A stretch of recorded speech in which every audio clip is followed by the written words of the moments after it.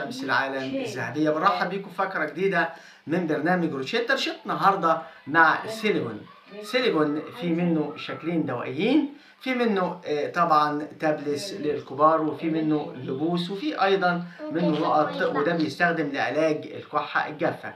احنا عارفين ان علاج الكحة الجافة ده بيكون هدف اساسي للاطباء وطبعا الاباء والامهات او الاشخاص ذاتهم، لان مشكله السعال ربما تؤدي الى الكثير من الاعراض الجانبيه او المخاطر، لانها بتؤثر على طبعا دقات القلب ايضا. النهارده في رحلتنا مع سيليجون اعزائي مشاهدي قناه شمس العالم الذهبيه باشكاله الدوائيه الثلاثيه تابلس، وطبعا زي ما قلنا لحضراتكم في منه نقط وفي منه طبعا لبوس للاطفال.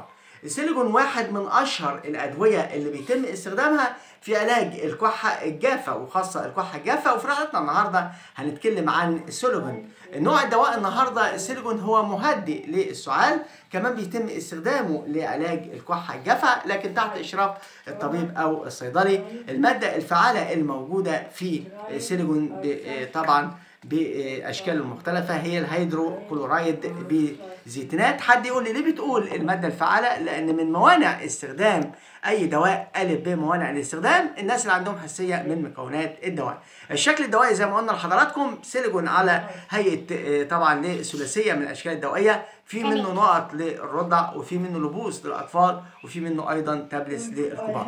النهارده لو جينا نتكلم عن سيليجون اعزائي مشاهدي قناه شمس العالم الذهبيه، الماده الفعاله هي الهيدروكلورايد طبعا ببنزينات، وهذه الماده هي مهدئه للسعال، بتعمل عن طريق تنشيط او تظبيط مركز السعال في المخ.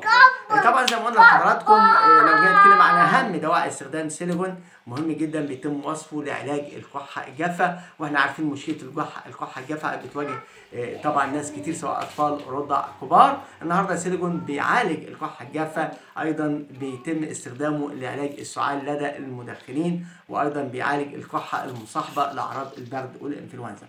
طبعا سيليجون واحد من الادويه المميزه جدا. لو جينا نتكلم عن الجرعه وطريقه الاستخدام بيحددها الطبيب او الصيدلي، لكن بوجه عام الجرعه الناس اقل من سنتين للاطفال بتكون من 4 نقط 3 مرات في اليوم، من سنتين الى 6 سنوات عندنا 8 نقط 3 مرات يوميا. ممكن نقط تنفع للاطفال وتنفع طبعا للرضع لكن تحت اشراف الطبيب. ايضا عندنا اللبوس ممكن من سن 6 سنوات ايضا الى 12 سنه، ممكن يستخدم نقط 10 نقط 3 مرات، واللبوس مره او مرتين. الجرعه للكبار طبعا من قرص لقرصين 3 مرات يوميا لكن تحت اشراف الطبيب. لو جينا نتكلم عن الاعراض الجانبيه، اي دواء بيكون له اعراض جانبيه. من الاعراض الجانبيه لدواء السيليجون ممكن الشعور بالنعاس او الارق، ايضا الشعور بالغثيان او القيء واضطرابات في المعده. هل في موانع استخدام؟ اي دواء بيكون له موانع استخدام. زي ما قلنا في بدايه الحلقه من موانع استخدام السيليجون طبعا الناس اللي عندهم حساسيه من الماده الفعاله او اتجاه اي ماده اخرى، المرضى اللي بيعانوا من عدم تحمل السكر. لو جينا نتكلم عن برشام سيليجون الحمل، يفضل عدم استخدامه في الحمل والرضاعه اللي تحت اشراف الطبيب.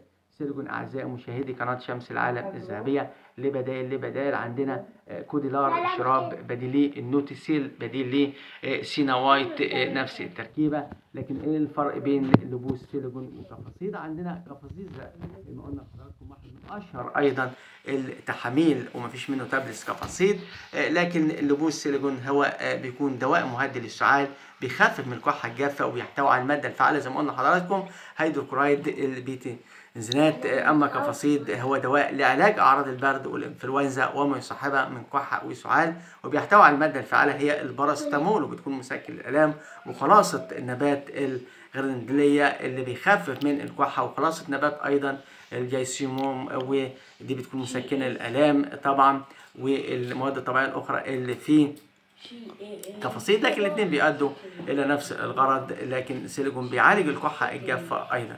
اعزائي مشاهدي قناه شمس العالم الذهبيه، مهم جدا استشاره الطبيب او الصيدلي قبل استخدام اي دواء. كنا في رحله النهارده مع السيليجون اعزائي مشاهدي قناه شمس العالم الذهبيه اللي موجود منه 3 اشكال دوائيه. عندنا نقط ينفع للاطفال وينفع للرضع لكن تحت اشراف الطبيب. عندنا سيليجون تحاميل او لبوس بيدفع للاطفال، وممكن طبعا لحد 12 عام، وممكن للكبار مفيش اي مشكله لكن تحت اشراف طبيب. وعندنا السيليكون تابلوس، سعر تيجت السيليكون تابلوس طبعا سعر العبوه 14 جنيه فيها 20 قرص. سعر السيليكون تحاميل سعر طبعا العلبه 5 جنيه وربع. سعر سيليكون نقط 7 جنيه. تابعونا على قناه شمس العالم الذهبيه، لكم منا كل تحيه. كنا في برنامج روشتة مع السيليكون باشكاله الضوئيه المختلفه، وداعا للكحه الجافه.